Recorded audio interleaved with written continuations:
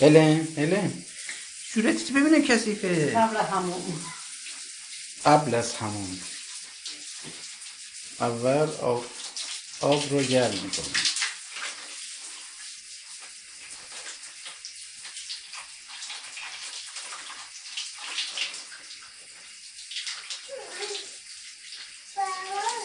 به به به به، از پارک اومده. هیلن خانم خسته است، یه دوش بگیره.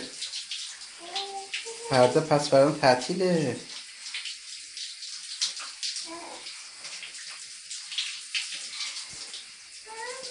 به به به به، ببینم هیلن موشی بلنده. این هیلنه. چرا با قیچی کنم؟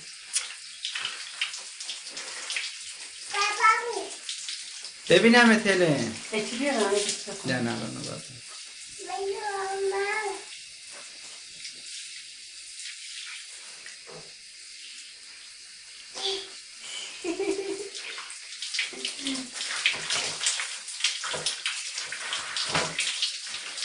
هیلن بابایی بیس کن. بابا بیس کن. یه بوس بده بابایی بره. بیس کن بابایی. بای بای. بابایی بره. کثیف دخترم.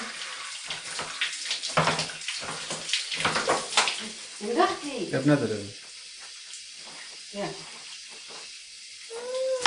این دستی باشه.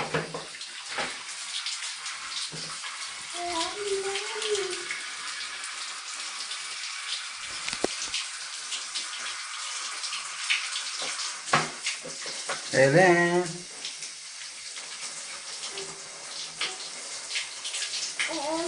صبحی سر لباسش باز بزنم. چیکار میکنه؟ به به به به به به. مامانشو خیلی میکنم.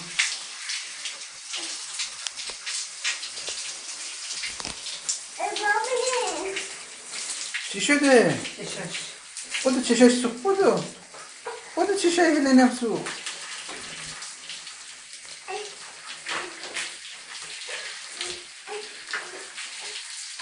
به به به به، خوشگل شد هیلن. موشه ها بلنده باشم.